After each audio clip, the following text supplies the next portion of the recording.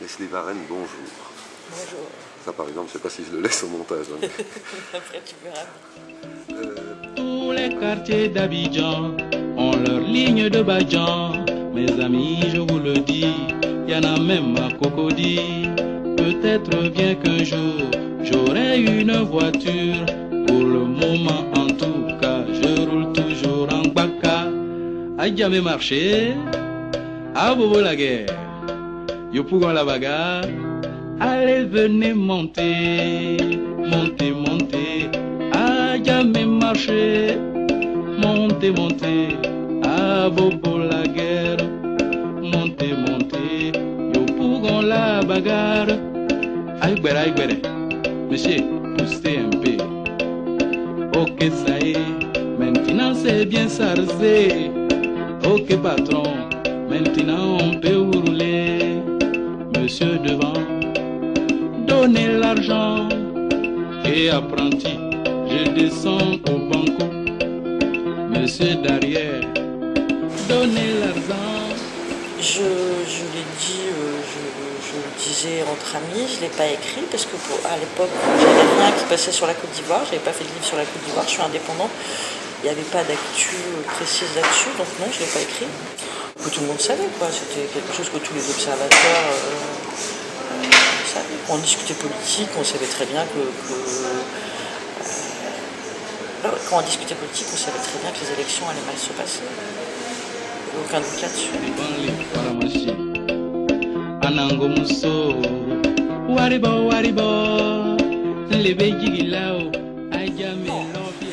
Je ne dis pas que tous les Ivoiriens respectent Ou regrettent Houphouët-Boigny. Je dis que tous les Ivoiriens regrettent Houphouët-Boigny. C'est comme le temps d'Houphouët, c'est comme un espèce de temps perdu, un moment où la Côte d'Ivoire prenait encore son rang, un moment où la Côte d'Ivoire était encore belle. Et c'est vrai que quand même en 20 ans, on est passé, comme je le dis dans le bouquin, du miracle au désastre, hein, et que les Ivoiriens à l'époque étaient éduqués, mangeaient 3 repas par jour. Enfin, il y avait, même si, je l'ai dit aussi, Houphouët c'était pas le grand démocrate et le bon père du peuple, mais on vient d'apprendre, la Côte d'Ivoire est 170e sur l'indice de développement sur 187 pays. Est-ce qu'on aurait pu imaginer ça il y a 20 ans, dans un pays aussi riche, avec une population aussi éduquée, il y a 20 ans, maintenant ça a beaucoup changé. Comment est-ce possible? Comment en 20 ans on peut mettre un pays par terre à ce point? C'est une des questions auxquelles j'ai essayé de répondre. Maintenant on peut rouler, ok patron, maintenant on peut bomber, rouler, rouler, baka rouler, rouler, rouler, baka rouler, rouler, rouler, baka rouler. Alors ça, le combat médiatique du Human Rights Watch, je ne l'ai pas vu. En revanche, j'ai lu leurs rapports et leurs rapports sont assez fidèles à la réalité. C'est ce que je dis dans le livre. Leurs rapports sont assez fidèles à la réalité. Après, leurs conclusions, je ne suis pas d'accord avec leurs conclusions, notamment leurs conclusions sur qui doit aller à la CPI.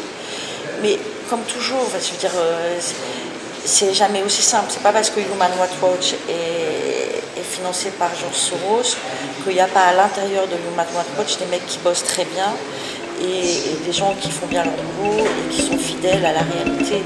Donc c'est jamais aussi simple, je pense. A jamais marché, allez venez monter, montez, montez, à Bobo la guerre, montez, montez, yo pour la bagarre.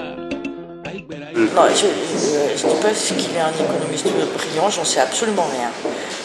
Je ne sais pas quand il était au FMI, est-ce qu'il était brillant ou pas brillant, est-ce qu'il y avait des gens qui lui faisaient des notes, etc. Donc je ne peux pas juger de ses compétences techniques, je veux dire, en la matière.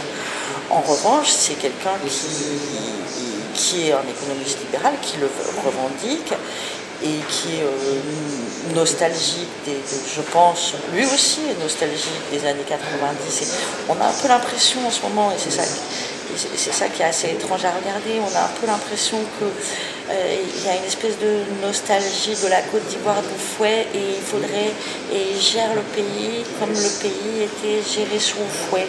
C'est comme si 20 ans n'avaient pas passé et comme s'il reprenait sa place là, où dans sa tête il aurait dû l'avoir. Il y a un côté psychologique à analyser là qui est assez intéressant.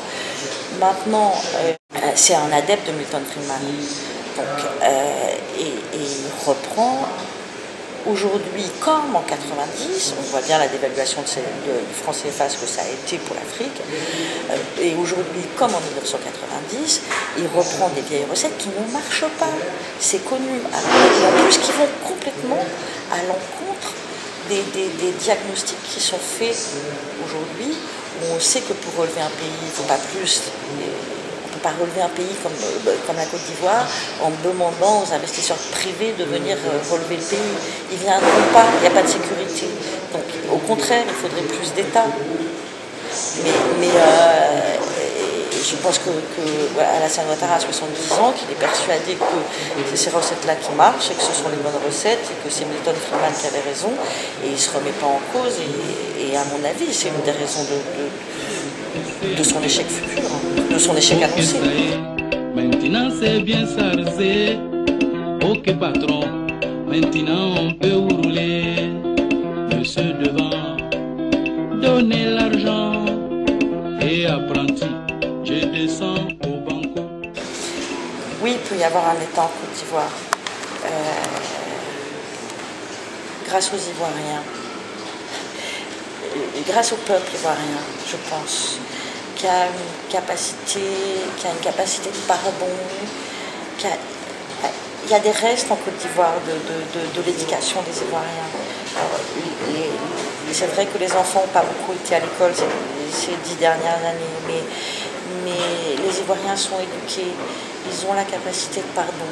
Je pense que si on arrivait à faire les choses dans le bon sens, si on arrivait à aller vers un peu plus de justice, qu'elle soit un peu plus de justice sociale, un peu plus de justice par rapport aux événements qui ont eu lieu, et s'il y avait un type un peu charismatique qui parle à son peuple, qui aime ce pays-là, oui, on peut y arriver, je pense qu'on pourrait y arriver. Je ne suis pas pessimiste. Donnez l'argent, moi je vois des champs devant les pharmacies. Anango Musso, Waribo, les Beigilao, Ayame Lofiela, ok ça y est. Pourquoi il faudrait s'appesantir? Ils étaient amis, il y en avait un qui était Premier ministre en Côte d'Ivoire, et on me le dit, mais oh, fait rien le prouve, et je suis pas sûre, j'ai pas les billes pour dire ça. Devant les pharmacies, Anango Musso, Waribo, les Beigilao, Ayame Lofiela.